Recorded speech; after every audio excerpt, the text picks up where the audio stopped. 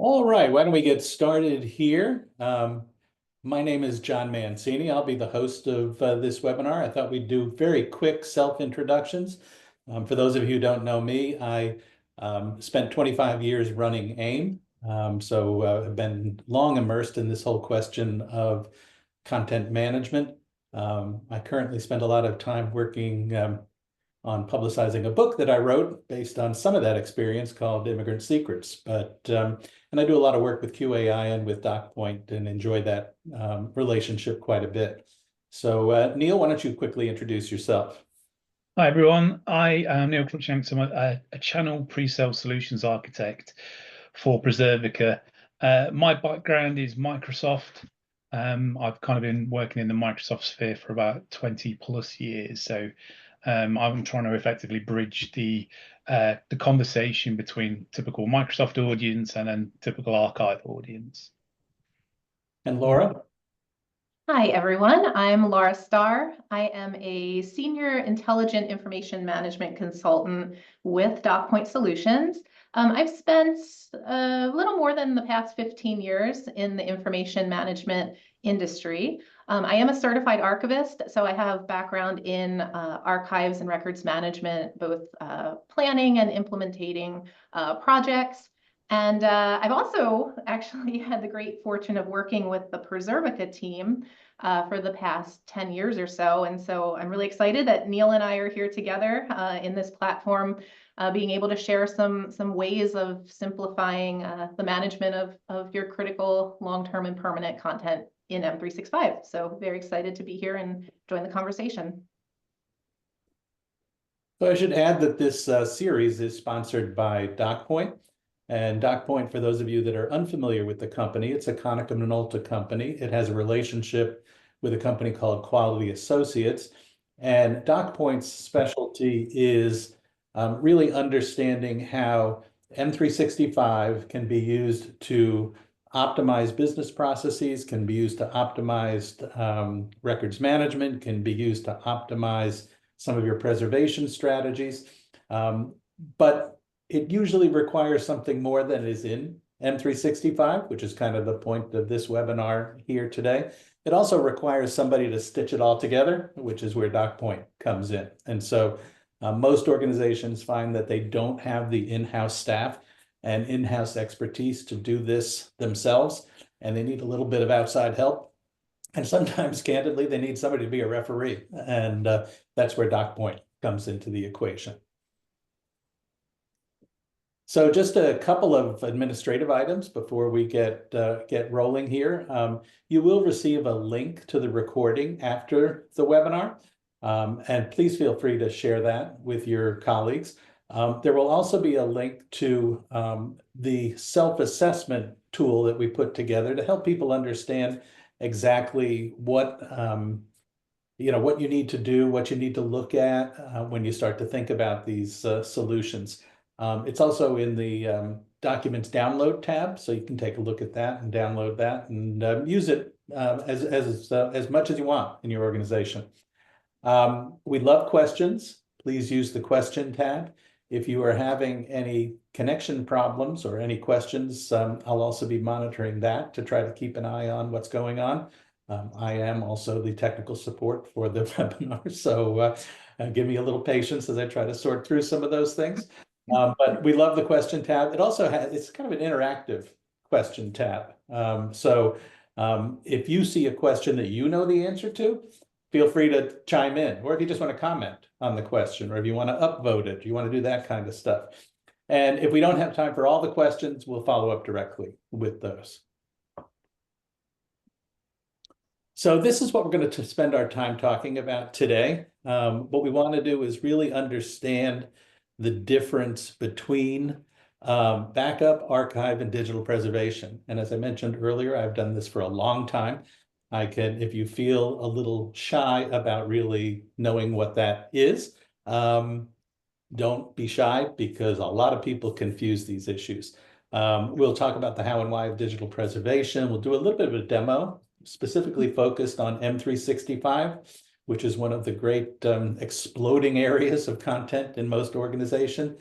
and then to share some tips on getting started with simple data lifecycle management, and then raise your questions as well. So, John, I think this is actually me, if you don't mind. I was just about to hand it off to Laura. So Can you tell I'm used to being a moderator? This is so tough. Sorry, I don't mean to step on any toes. Yeah, so we'd like to just kind of begin this first part of our session with a question to everyone out there. And that question is, what are you doing today to protect and preserve the critical digital content that's within your organization? You know, there's a lot of options that people think of for this around protection and preservation of content. You know, perhaps IT is running routine backups. Maybe you have an archiving solution like Microsoft Archive. But the question is, have you really thought about, have you considered that some records that are long-term or permanent, they need to be kept forever, that they need a really proactive digital preservation solution and the tools to make that happen.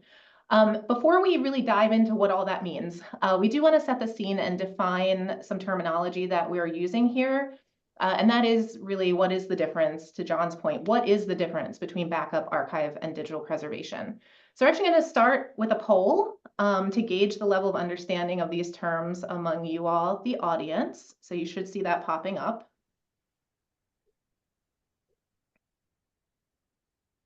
And so if you can answer how you're kind of feeling at this moment about understanding the difference between backing up, archiving, and preserving content.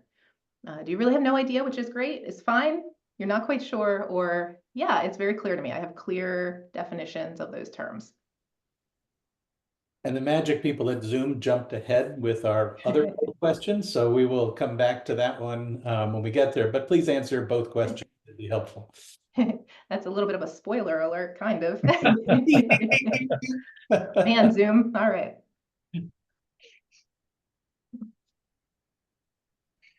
We'll give it another couple seconds and then we'll share the results.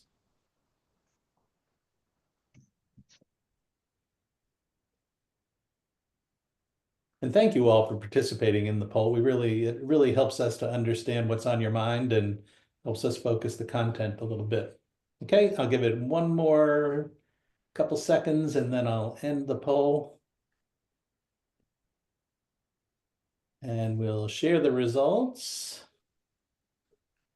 Okay, that's good. Thank you to everyone that answered that. So it does look like the majority of you, what's that, 67%, either feel like you have no idea the difference between these terms or you're not quite sure. That's perfect. That we were hoping, you know, we're very well positioned today to do a bit of education about all of this. And Neil, I know you have your professor hat at the ready to teach everybody. Yeah, is it like a wizard hat? I don't know what that looks like. But so let's go on then to the next slide and start talking about these the differences in these terms. We will come back to those results when we get to a little bit later. Yeah, absolutely. So yeah, I mean, it's definitely worth taking a few moments just to set the scene in terms of the differences. So what we've got here is just a kind of a generalization of the three kind of buckets where the technologies would sit. So we've got backup and data retention, which is effectively short to medium term. Backups are great for that point in time snapshot, but the reality is that they're really only short term, medium term. In addition, they are quite prone to failure, both physical and digital backups. So statistics show that 58% of digital backups do actually fail. So that's backups. So then moving into archiving. So there's lots of different solutions in the market that come with archiving, but effectively what archiving is in the Microsoft sense of the world is a cheaper tier of storage. So within SharePoint, that would be your premium storage. So if you need more storage than you get with Microsoft in SharePoint, that comes at a really premium cost. archive solutions allow you to take some of that less critical data, it might be legacy data or data you don't know whether you can delete, and then put that on a cheaper tier of storage. That's effectively what an archive is, just a cheaper tier of storage. And then digital preservation solutions are effectively around maintaining the accessibility and kind of ensuring the trust of that data for the long term. So digital preservation solutions typically start at 7 years and then kind of run into perpetuity. And there's only really a few organizations that do this in the market. And there's certainly only one that does it with Microsoft 365. But hopefully that kind of sets the scene. So backup, short term, archive is kind of medium to long term, but digital preservation is basically 7 years to the life of that record. So Neil, what you're telling me is that all of those photos I'm taking on my phone, right? They're getting backed up to my cloud of choice through my carrier, right? Or through my phone itself. They're getting backed up and they're there, but my capability to access those in, say, 10 years when I want to show my family what was going on in 2022, that's not going to be enough. Yeah, exactly. Yeah. So, I mean, like, there is no value around the other solutions other than, say, like a point in time recovery, or from an archive, it's just a cheaper tier of storage. So with digital preservation, you are getting that long-term protection against file obsolescence and damage, corruption, loss, all of those kind of things. That's what digital preservation actually brings. It brings surety to businesses that you can open that file in 10, 20, 30, 40 years time, and you'll still be able to open it and render it and make use of it. Great. Yeah, so I talked about, like my personal photos I'm taking. However, we have some examples here of much bigger, more impactful, sort of real world, high profile examples. And I think, we're asking folks to kind of jump in the time machine a little bit here, because some of these were quite a while ago, and we have some different scenarios. For example, we have the NASA original moon landing recordings on here, right? The original SSTV, that slow scan television, those tapes of the Apollo 11 moon landing, they were accidentally erased for reuse by NASA in the 1980s. Good government efficiency there, right? Looking for media to record new content on, but it was the original, high quality footage. And although other recordings exist, the loss of those original tapes means that, that highest quality footage of the historic event is no longer available. That obviously has many limitations, and of course has also led to some conspiracy theories about whether or not the moon landing itself even happened. So we're not going to get into that, but this is just an example, a prime example of actually the loss of analog footage, and then how that kind of transitions into the world in which we live today. Part of that transition period, as we think about our time machine moving forward here to the modern day, is talking about MySpace. Again, many of you probably had MySpace accounts at some point in time. And in 2019, MySpace announced that a server migration had resulted in the loss of over 50 million songs by 14 million artists who had uploaded their content to MySpace between 2003 and 2015. Also, users, those creators noticed that that there were issues here in February of 2019. MySpace did not officially announce that data loss for 6 more months. So that was also, a bit of a PR nightmare. So, in this case, the impact of that loss was, the loss of a significant portion of digital music history, as well as intellectual property and creative content, right, that people had created.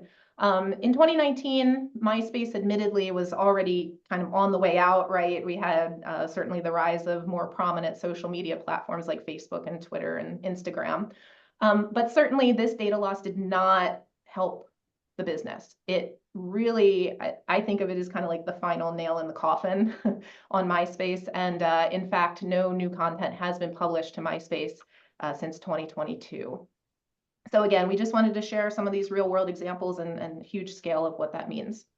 So Neil, I think now this is off to you to introduce. Yeah, thanks, Laura. Yep. Yeah, I mean, I think look, it's a great example of some real high profile stories of how you would suffer from file obsolescence. So there's lots of examples out there of you know, fines. That's probably the main thing that comes to people's minds in terms of data, data loss, data breach. But you know, there are other significant impacts with regards to loss of data.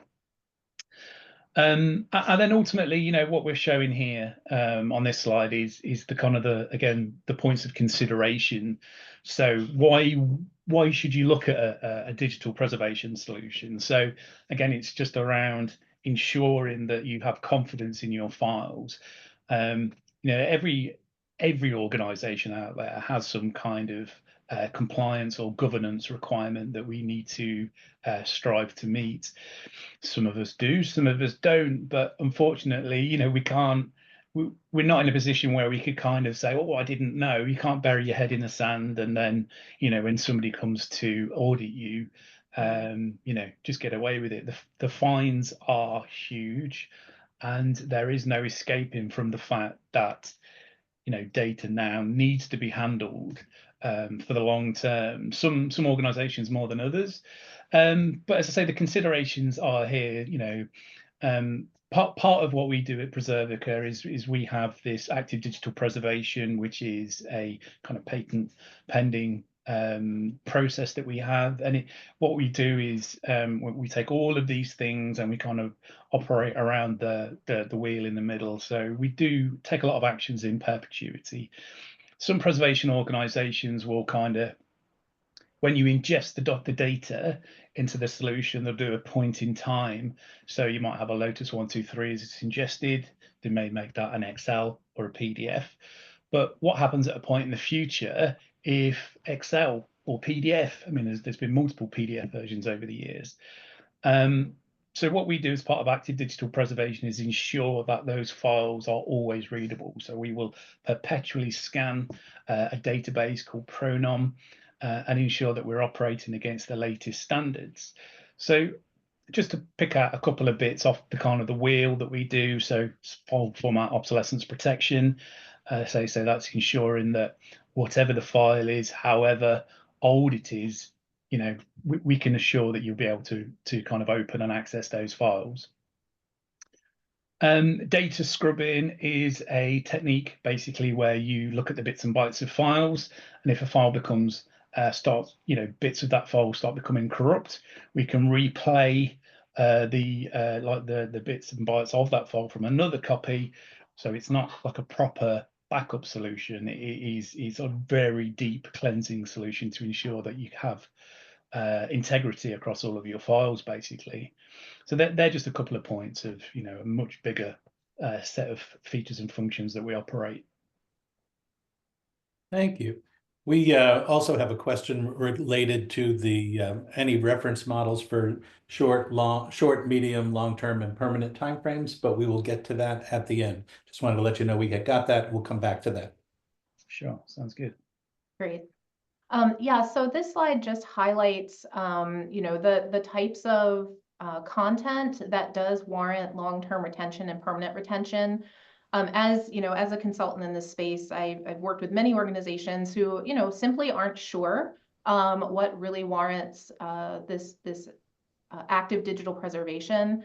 And this lack of content knowledge applies to both analog paper, you know, records as well as digital content. So here's some examples that we see most commonly of content that does warrant long-term retention or permanent retention based upon your specific guidelines and regulations. But these are some examples. And Neil has talked about the impact certainly of not properly retaining this content in perpetuity. I did want to call out vital records. So those are birth certificates, death, marriage, licenses, those types of things that of course are essential and also contain personal information that needs to be secure, as well as personnel files and those types of things. So security and data security risks are a huge potential impact here. Okay, John.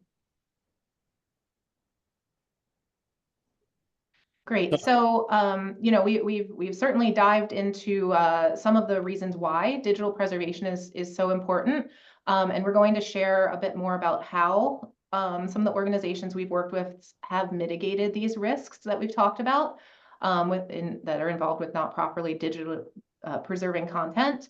And then in this segment, we're going to get to the really exciting part of demonstrating how you can proactively protect and preserve your content in M365. And then we'll kind of wrap up there and get into some Q&A. Perfect. Thank you. Yep. So, you know, and again, these are, so what we've effectively done is kind of split down some points of consideration into two pots. So whenever you go through a kind of a typical architectural process of speaking to customers, there's always going to be business reasons and technical reasons. Some overlap, typically they don't, and you kind of have to be cognizant of both.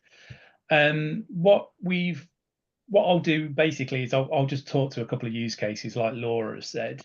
They are anonymized, but you'll get the general sense of kind of what their problem was, how we managed to help, and ultimately why they kind of chose to use Preserve 365. So in the first instance, the organization had an extremely costly and complex content management solution.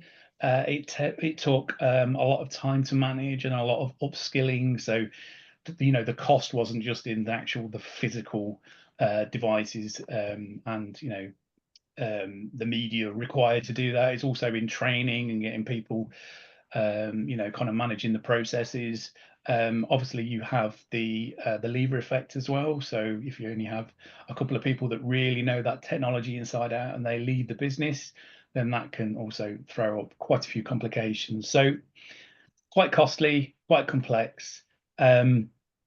We managed to, again, look at their business technical reasons, broke it down, and we were, you know, kind of able to identify a savings in cost in terms of storage and process, reduced complexity in terms of how they would go around preserving their records, and reduced risk as well. So from a compliance perspective, they could prove everything was in a secure compliance store, that they could search for it easily. You know, only the right people had permissions to it. And if they needed to show full audit, then they absolutely could. So why did they choose us? Well, I mean, other than kind of being able to prove that we met the requirements, we could add additional value as well, you know, as well as kind of saving costs. So, you know, we met all the core requirements. They were able to leverage Preserve 365 really quickly. Part of that is because it just integrates seamlessly into SharePoint, so you don't have to go through that user training process. It also enabled them to leverage Microsoft's automation tools, Purview and Power Automate. So for them, it kind of really met their full end-to-end requirements. The next use case was basically an organization. They had a new policy mandate come through where all of their records needed to be stored, again, in a secure central repository. Before they engaged us, they had no tools, no way of doing that. They also had no protection against file format obsolescence, which was quite a big thing in the arena in which they play. So no robust methodologies, basically. We kind of, again, went through the analysis process and like the disposition and transfers of records for across like 14 different departments. We managed to consolidate that into SharePoint. Then from SharePoint, obviously, they could go through the process of, again, using Microsoft technologies to automate workflows that were then approved as part of like a document management workflow.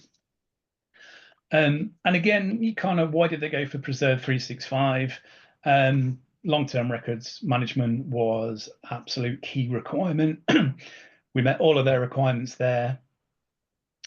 The fact that we could audit absolutely everything all the way across the stack. And as I say, like the fact that we just, they could open those records, it was trusted, and they had all the various different assurances. I thought we'd hop into the poll that Sure. we had earlier. And so let me just pull that up. And through a miracle, you don't have to do it again. I can just show it to you. So here we go. Neil, why don't you chat a little bit about this and how consistent or inconsistent this is with some of your experience? Yeah, I think it's absolutely right. I mean, as I say, we'll kind of come on to it a little bit later, but with a lot of things, I mean, non-compliance is key, right? As I say, there are so many compliance standards that it's brain fog. You have to very much pick what kind of the vertical that your organization works in, or those that you work with work in, and then, do your damnedest to try and ensure that you are working towards those standards. Unless you have a clear understanding and taxonomy of your data, so it's organized in the right way, compliance is and always will be, kind of front of mind for most people. Loss And of data. Oh, sorry, Laura. And it's a cross-functional concern, right? Absolutely. So, the legal team, and that's why collaboration across those departments is so essential to assure non-compliance, right? Because you have the legal teams that are monitoring that, you have the information governance and records management departments, and then of course IT, who has to has to ensure that retention is being applied correctly and that, compliance is being achieved. So if you kind of have all of those segments coming together, and it's essential that they be communicating to define the policies, right? And then find the right tools to implement them effectively. Yeah. I think it's quite interesting as well that nobody has selected either fines or costs. So costs is good because it means that people are prioritizing the right things. Fines is interesting though. I mean, I'm, if you couldn't tell by the accent, I'm in the UK. GDPR is a big thing over here, and they basically take a percentage, a relatively high percentage of your kind of gross annual turnover. So if you fail to meet GDPR, dependent on the size of your business, you'll be, you'll be out of pockets by millions, tens of millions, hundreds of millions, and there's definitely examples of where that has happened. But yeah, no, I think it makes perfect sense. I say loss and inaccessible data, very kind of similar thing as well, just ensuring that you have access to that data over the long term.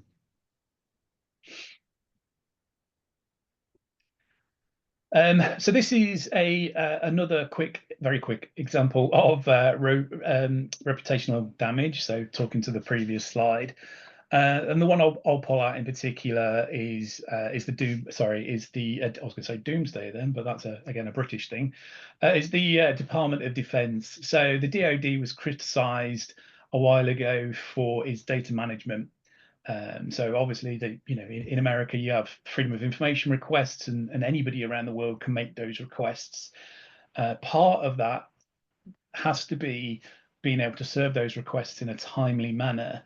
And you can imagine with the sheer quantity of data, disparate data, disparate places, disparate file types, it's going to be very different to be able to fulfill some of those requests. So from a reputational perspective, the DoD was really hit when they can't gain access to some legacy file formats, and it really hindered their ability to kind of access historical data.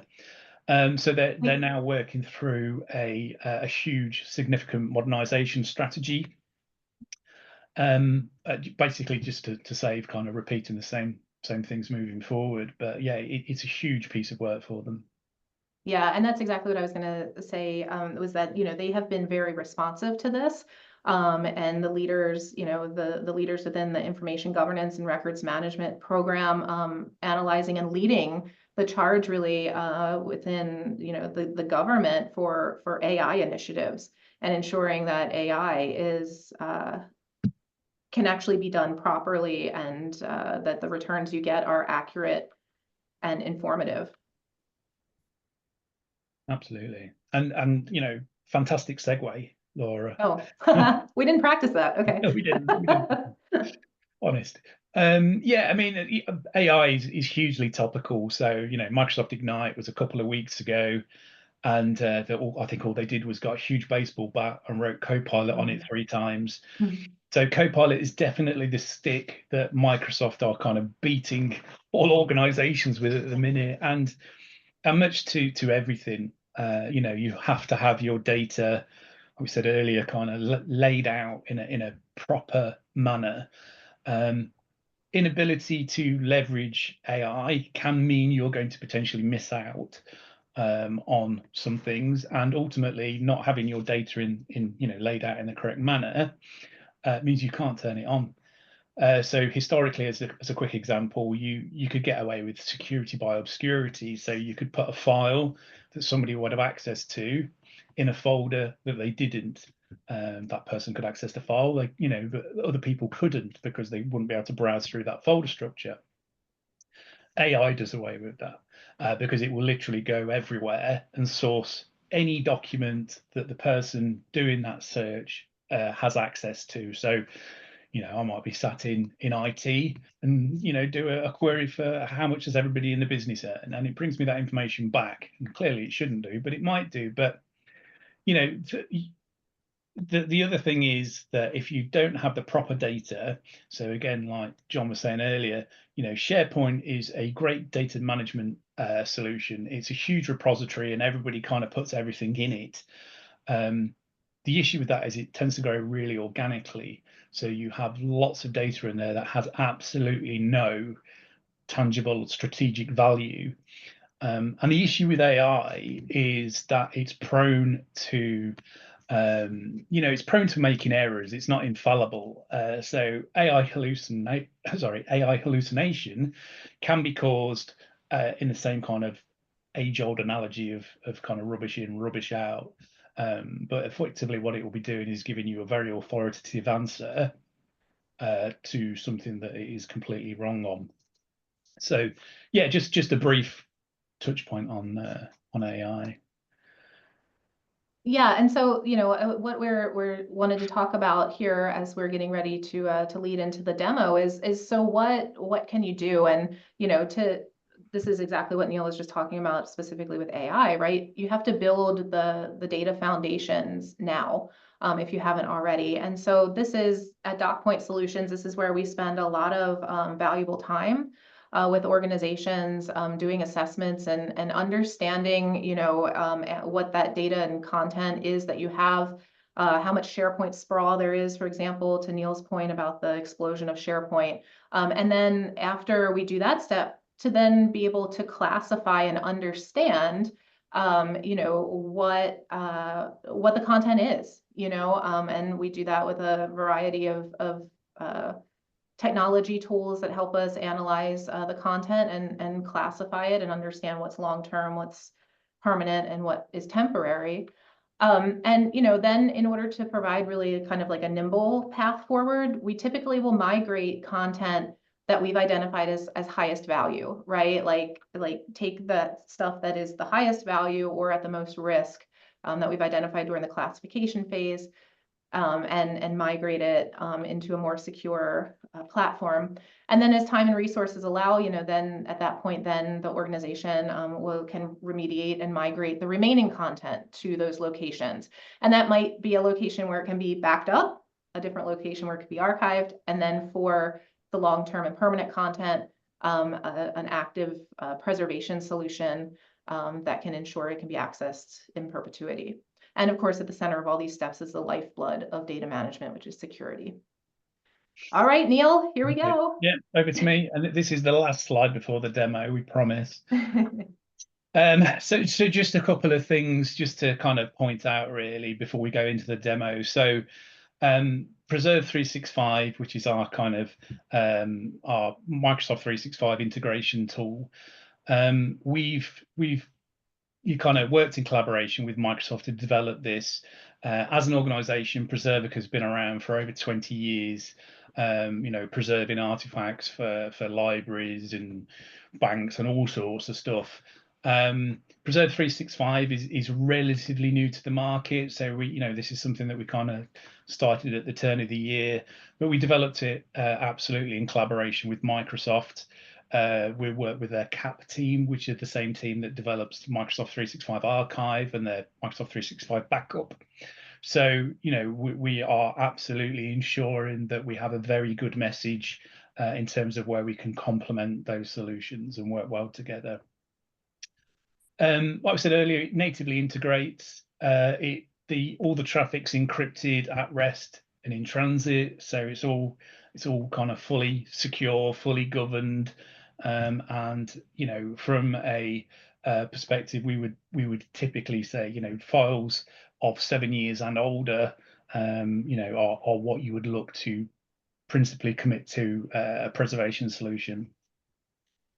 So Neil, why don't you take it away and let's see this thing in action. Let me. This is where all the technical. The internet gods are working with us today. Yeah, fingers crossed. Right, where am I? At least Zoom didn't start it early or something like that, like the poll. This is the joys of it, isn't it? All right, let me move. I've got so many screens. This one. While Neil's pulling that up, just a reminder that we have a number of questions that have been teed up, but both directly and also via email to me. So if you have questions, please feel free to post them and we'll get to them in just a moment. Can you see my screen? Yes. Yes, we can. There we go. Can you see the whole of the screen? Yeah, perfect. Okay, let me just like that because it's. Yeah, good to go. Yep. Perfect. So this is it's our Microsoft 365 demo tenant, and so I'm just going to run you through a few bits and bobs of functionality just to really show kind of how simple it is and how it extends the use of 365 basically. So I've got a SharePoint site here with some document libraries and some documents. So if I go into here, basically you can see that when we enable a site, you get this archive tab and it will populate it with a little P for Preservica. So these two are highlighted or filled because they have been archived. But if I basically select a file, select the options and then select archive, I can also do it off the toolbar as well.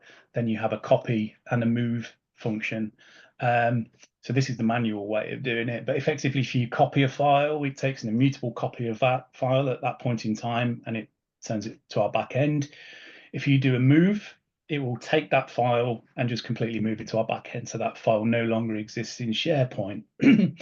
What we're doing at the minute is stubbing. So as part of this demo, you'll just see that when I commit a move in a minute, you'll see the stub and how that works. But since we'll send that to the archive, so you can see that that's being archived, it's being processed.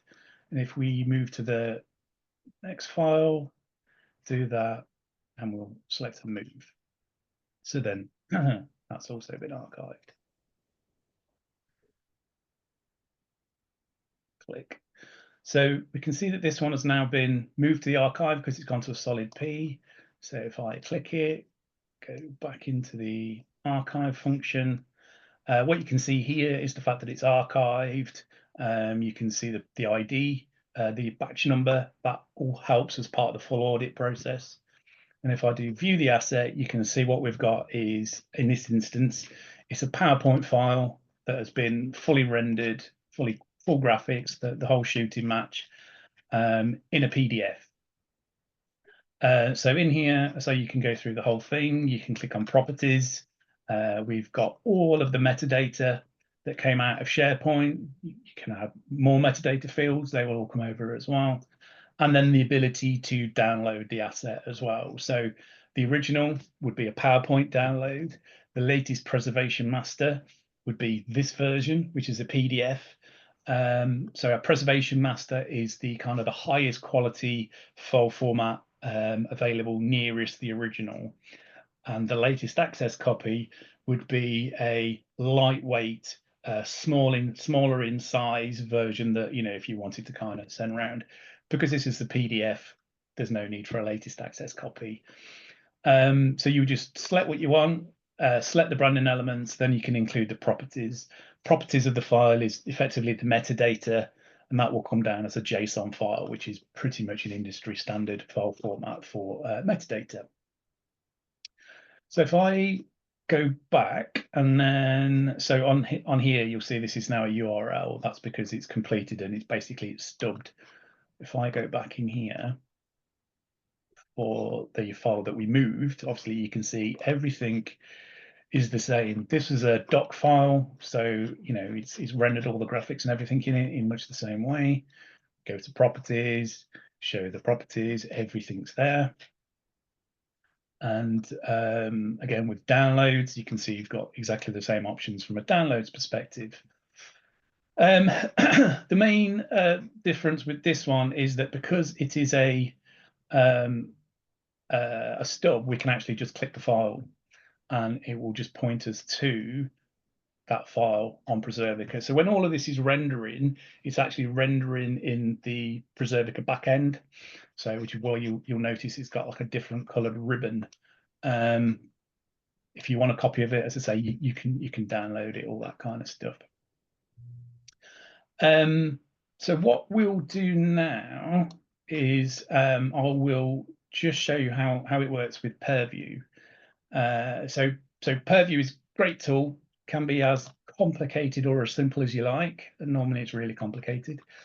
And what I'm just going to do is going to show you this label that I've got here. So it's just a test label. It's not doing anything fancy. It literally is just labeling the item. So it's not moving it. It's not doing anything like that. So just skipping through it so you can see that it's doing nothing fantastic. If I flick back and basically show you the Preserve 365 side of that. So there we go. Go into archive. So down here we've got admin, contact support, and about. From an admin perspective, we use role-based access control. So there's effectively 3 groups: Preserve 365 move, Preserve 365 copy, and Preserve 365 admin. I've got all of those because I can copy, move, and go into the admin console. So as we go into the admin console, as you can see at the top, we've got full audit discoverability of files, who's moved what, where, what times, absolutely everything. You can see all the various different sites that sit within the tenant that this is connected to. So you can see these are all active. This one isn't. So if I wanted to activate it, I would just click activate. And in terms of stubbing, we can turn that on and off on a site basis. From a label-based perspective, so the Purview labels, you can see that these have all just naturally come through. So by default, when the label comes through, it will just have nothing. It won't take any action in Preserve 365. In this instance, what we've got is the 7 years, and we're just going to tell it to copy. So when it does that function, when that label is applied to a file, what it's then going to do is it will flow through to Preservica, and it will use our copy feature to take an immutable copy of that, place it in our archive. So if I go back into here, if I select a file that we've not done anything with, and I go to apply label with my shaky hand. So there's the automation 7 years. If I click that, there you go, you'll immediately see it's being committed to the archive. If I scroll down here, you can see that the automation 7-year test is there. Like I said, that's a very simple example of Purview. Purview, depending on your license, you can automate stuff. You can apply it to folders and it will inherit to the objects underneath it, or you can do it per file. That, you know, as I say, the world is your oyster, but really you're limited by the license type that you've got from Microsoft. So there's no license implications from Preservica. It's literally controlled by whether you've got an E5 or the compliance add-on. So the next thing to show you is our Power Automate integration. So Power Automate, again, another fantastic tool. The scope of possibilities is absolutely endless. And what I've done is I've just crafted a very simple flow just to kind of show you how it works and what's possible. So what we've got here is I've got a SharePoint action. So this action is just looking at a folder in SharePoint, and basically what it's saying is that if there are any changes, new files are moved to this folder, then initiate this workflow. And basically this workflow is set to, excuse me, look at that folder every minute. It could be 15 minutes, it could be an hour or a day, or whatever you want that frequency to be. For me, in this demo, it's every minute. The variables basically, when you run an action, that action will have an output. And so these variables just take that output in terms of the location of the file name, and then they just basically pass it through to the Preserve 365 connector down here. What we've got in the middle is just a condition that's set that basically says exclude URL. So if there's a URL, go into that folder, exclude it. And the reason for that is quite simply when we stub, which we're doing as part of this demo, because we're moving, it's going to put a stub back. It will then try and do the same on that, and it will just fail. Or you'll get a failure. It will work, but there'll be a failure in Power Automate. So you can see those variables are populated within the Preserve 365 Power Automate connector. And then, as I say, the world is your oyster. You do what you like. So just to show an additional bit of integration here, I've just told it to basically output the name of the file and some of the details, the metadata of that file into an Excel spreadsheet. You might want it to email you or initiate a workflow. You could have a workflow earlier on in the chain. So here you could initiate a workflow. Somebody clicks yes or no to then move on with the rest of that action. But that's it. So if I go back to SharePoint, if I find some files, so if I go into here and I basically just select everything, let's move it to, so this PA folder is the folder that we've just set that flow to look at. So if I do move here, excuse me, if I browse to that folder, you can see, there you go, you've got a load of files pop up in there. If I go to Power Automate, you can see that it's successfully running. And if I go back, you can see that they've started taking an action. There's a few that are still processing, but in principle, they've all gone across. So just in terms of, as I say, like wrapping it up, this is the spreadsheet. They are, files for demonstration purposes, and therefore they don't really contain any metadata. But the point is, obviously, you can see that we've very simply put the file names, modified date, and an email address, which isn't an email address, in an Excel spreadsheet. So again, the aim is just to show the extensibility of what you can do with Power Automate and Purview. And that's pretty much the end of the demo. The whole idea of this very succinct demo is just to show how simple it is to use, whether it's right click, archive, move, copy, whether it's to use very simple purview labels, or whether you want to start getting a bit more complex with Power Automate flows. Great. Thank you, Neil. Could you end the share? Thank you. You're ahead of me. There you go.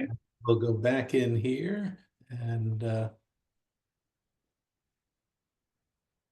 we'll go see, do some questions here. But before that, just maybe some quick reflections on this before we get to the questions. Yeah, absolutely. And one thing I wanted to say, following up from what Neil just showed us, was I did just want to emphasize, and he mentioned this, that the usability of the Preserve 365 solution is dependent on your Microsoft licensing and how you have your M365 environment currently set up and what the license model is that you're using. So if you have any questions about that, because that's not on here, please do feel free to reach out. We've spent a lot of time with with the organizations we work with, analyzing even just like the licensing and all the capabilities that come with your various levels of licensing. So we can certainly help in that conversation if you're not sure. But some of these other questions that are really important as you begin this journey or wherever you are in the life cycle of it is in the assessment and design. Do you know where your data is? Do you know what your data is? Should it all be in one spot? You know, is your data secure and compliant? And then thinking about, do you want to leverage AI, and are you confident that you can? And so I hope that what came across today is that, you know, with a solution that involves M365 and the proper customization of that in tandem with Preserve 365 can answer all of these questions confidently, that yes, you're in a good position to ensure your long-term content is safeguarded for the future and accessible. Absolutely. Yep. All right, well, we got some questions here, so let's hop right in, see how quickly we can get through them. If we don't get to all of them, then we'll follow up separately. But first of all, going back earlier in the presentation, Neil, you talked about short, medium, long-term, permanent retention periods. Mhm. Is there any reference model or standard for figuring out which is what the question is? Well, unfortunately not. No. So the typical rule of thumb that we take is that permanent would be seven years and over, because that is typically where most compliance standards will come in. That's not to say that there isn't high value data that is only 1 or 2 years old that still needs to be retained. But the general rule of thumb is long term is kind of 7 years and over. Backup data really, you know, short to medium term is a year in my views. It might be 2 years at most, but you know, backups are taking daily snapshots, so there's not really a huge value associated to keeping those snapshots for you know, for a huge period of time. So probably 1-2 years at most. And then archive is the funny one. So that can literally be, because it is a cheaper tier of storage. So if you don't necessarily attribute any value and you just want to get data off onto a cheaper tier of storage, that could be anything from you know, probably 2 to 10 years. But what you need to ask yourself is, you know, if you put data on storage and you come back to it in 10 years, and it might be okay to read it now, but in 10 years time, will you be able to open it? Do you then need, there'll be some kind of compliance change that means that data then needs to formulate part of some kind of business strategy. So really it's more like understand your data, and then you'll understand where you need to put it. Yeah, and I think the key there is consistency too, right? Like consistently defining what those periods of time are and where, you know, what the storage is for it, being consistent. Here's a question that's kind of near and dear to my heart from my AIM days, which is this question of immutability. Like, so back in the days when we were preserving on film, we were preserving on paper, we were preserving on worm, pretty much were guaranteed immutability. How does that play in the digital arena? Yeah, I mean, it's an interesting conversation, isn't it? Because I think that there's two sides to the story, right?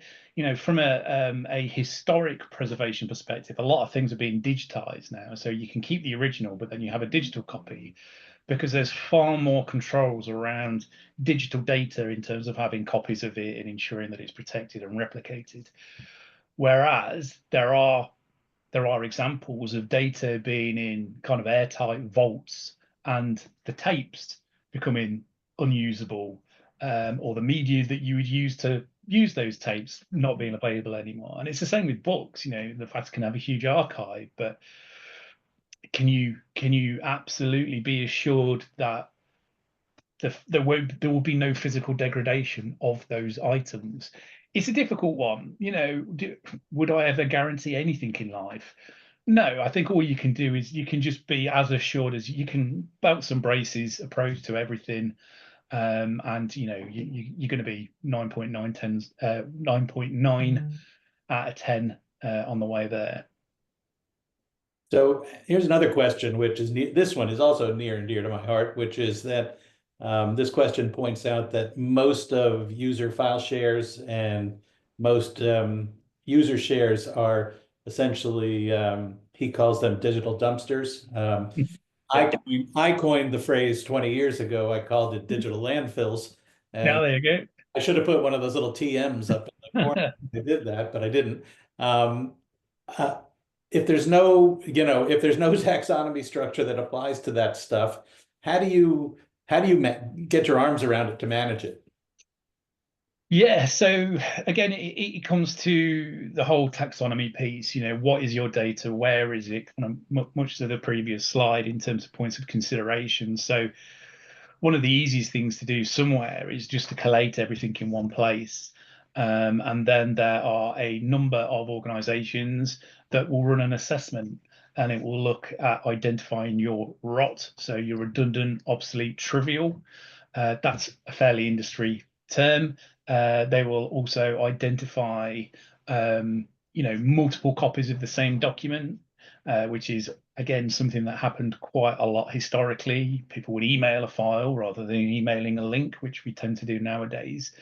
And therefore, you'd have multiple copies of the same file. So I think the best way of wrapping your arms around that is to come up with a strategy of getting everything into one place, probably SharePoint online, and then looking at your data there. So again, like a lot of what we tend to do is identify the high value data and move that out for a start, so you can be kind of assured that that's being taken care of and that's a weight off your mind. Then when you've got the assessment identifying effectively the redundant, obsolete, trivial, inaccessible, all that kind of data, you can then again start taking actions. Well, do you know what? I might put that on Microsoft 365 archive because it's a cheaper tier of storage, and I might need it, I might not. But I've got 50 file duplicates here, so I'm going to delete 49 of them. So yeah, I mean, once you understand your data, you can understand how to handle it. But I think getting it in one place is probably one of the most beneficial factors. So we're just about at the top of the hour, so we need to close. I would urge everybody, if they have any further questions or keep the conversation going, to jot down these emails. We'll also be sending a copy of the presentation around to folks, so you can capture them there as well. I'd like you guys to think about a final thought that you want to stick in everyone's heads before we close. And while you think about that, I will start with mine, which is that one of the things that I realized when I wrote the book that I wrote, Post AIM, is that I was reliant on preservation decisions that had been made by people 100 years ago in terms of how they preserved that information. And without that information, I would not have been able to unravel the story on a personal level of my grandparents. And so what Preservica is doing in terms of putting a real spotlight on this question of how you make preservation decisions matters for the long term. What you do right now matters. You can't go back and do it retrospectively. That's, I think, one thing that I'd like to leave with people, is that you can't just wait. There's too much information. You'll never get your arms around it. So Neil, why don't you go, and then we'll go close with Laura. Yeah, absolutely. So I guess my biggest takeaway again kind of comes back to Ignite, where the head of SharePoint, or the SharePoint Jedi, I'm not entirely sure what his job title is, but he kind of reaffirmed that there's 2 billion net new documents are added to SharePoint on a daily basis. So 2 billion new documents in SharePoint every day. And according to kind of typical industry research, around 20% of those have a retention requirement of over 7 years. So that means 400 million of those 2 billion documents that are added every single day will have some form of retention requirement around it. So I think that they're huge numbers. They're almost kind of so big that you can't compute. But I think it just goes to show that how big of an issue it is. Are we really compliant, or as compliant as we think when we're talking in terms of those numbers? Laura, sorry. Yeah, so I've been thinking about this question, John, in relation to sort of this broader series that we've been doing over the past 3 months, how to improve business through smart tools. And we've all talked about this, that the possibilities here are pretty much endless. you know, we've found that, I mean, our first series was with, our first webinar was with Nintex, right? We talked about how to transform paper into digital processes, how to automate workflows, how to modernize your forms. Then with ShareGate, we talked about how to manage and leverage migrations of all this data. So adding to that bloom of information, right? And to benefit the organization with that information. And then today we're talking about what to do with the long-term content that results from these sorts of data programs. And John, you brought up an interesting point. There's historic considerations as well. So outside of what, you know, we're talking about with retention and compliance. So, you know, at DocPoint Solutions, we have real life experience in developing the roadmaps and implementing them, taking into consideration all these questions and the organizational challenges, and bringing all of that together to the table for organizations to benefit from the knowledge and experience that we have. And every solution that we present to an organization is specific to that organization, is customized with a variety of tool sets to just kind of help bring all of this together, right? Integrate all of these systems and these tools into something that is successful, optimizes your operations and your business, and you know, does all of that within your resource and your technology realities. So we hope this entire webinar series gave you some actionable items. And if you didn't have a chance to see those first two, please visit our website to do that. And we look forward to connecting with all of you further. And Neil, that was an idea for our next webinar, was the assessment tools. So Yeah, there we go. Yeah, Stay perfect. tuned. Thanks for your time, everyone. It's much appreciated. Thank you all very much. We really appreciate the time. Thank you. Bye-bye. Bye.